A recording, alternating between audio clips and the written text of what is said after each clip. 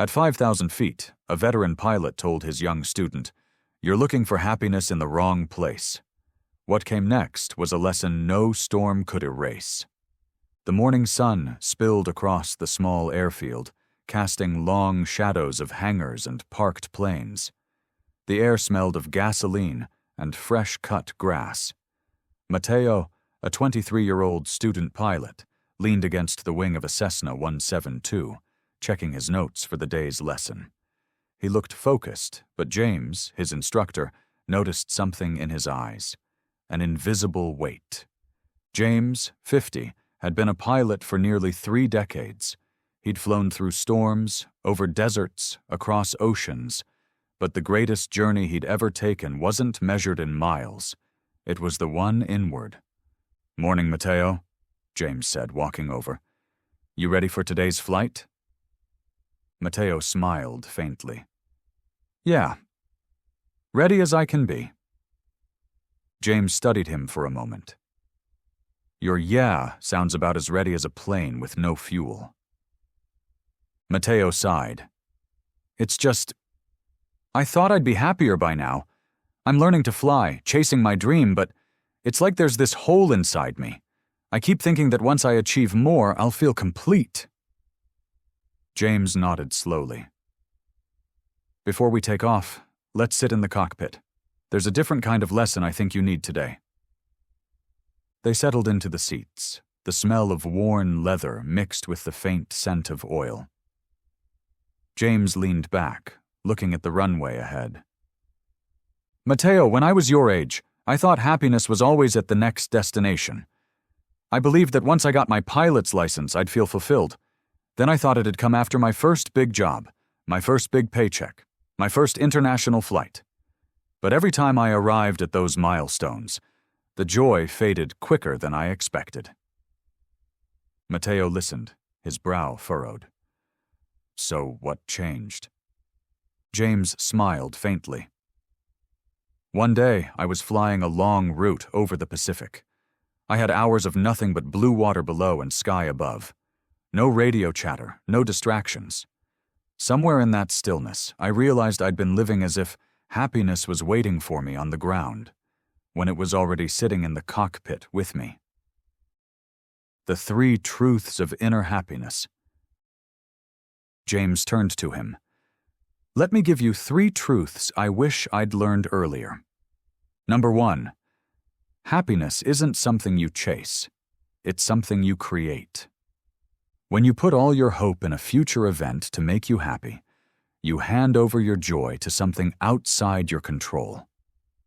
Instead, happiness comes from simple daily choices. Gratitude, kindness, living in alignment with your values.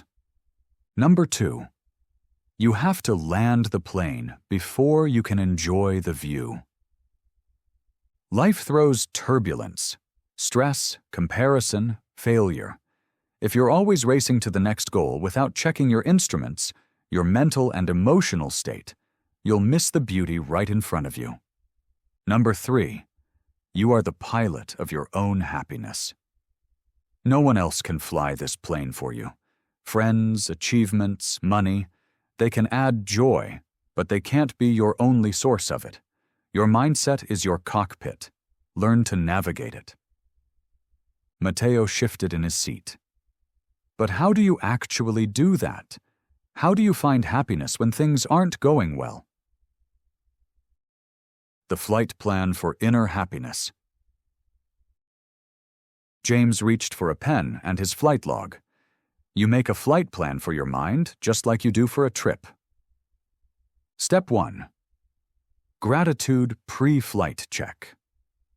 Every morning, before you check your phone or start the day, name 3 things you're grateful for. It's like checking your fuel. Gratitude powers your mood.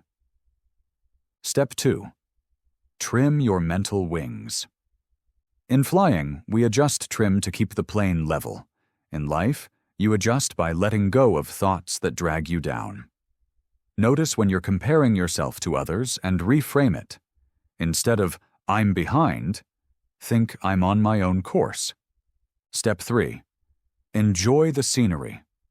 Set aside moments to be fully present, whether it's tasting your coffee, listening to music, or feeling the wind on your face. Don't let life rush past you at cruising speed. Step 4. Keep your logbook. Write down moments of joy, no matter how small. Over time, you'll see that happiness isn't rare, it's just often unnoticed. James tapped the yoke. All right, enough talking. Let's get airborne. As they climbed into the sky, Mateo felt the familiar lift as the wheels left the ground. The patchwork of fields below grew smaller. Sunlight danced on the wings. James's voice came through the headset. You feel that? This moment right here. That's happiness. Not because we're flying, but because you're here, fully in it. Mateo grinned. So you're saying happiness isn't a place we land, but something we feel mid-flight? James laughed. Exactly. And the best part? You can take off into it anytime you choose. They leveled out above the clouds, the world below hidden in soft white. For a moment, it felt like they were the only two people in existence. James spoke softly.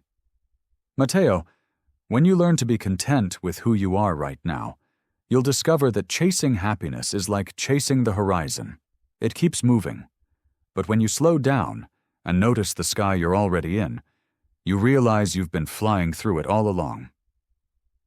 Mateo took a deep breath. The sun warmed his face. For the first time in a long while, he felt the weight inside him lighten. Moral of the story. Happiness isn't waiting at the next destination. It's created in the choices you make today, in the moments you choose to notice, and in the way you navigate your own mind. You are the pilot. Fly your own course. Thank you for watching this video. I hope it makes your life a little better. Please leave a comment. I look forward to hearing from you.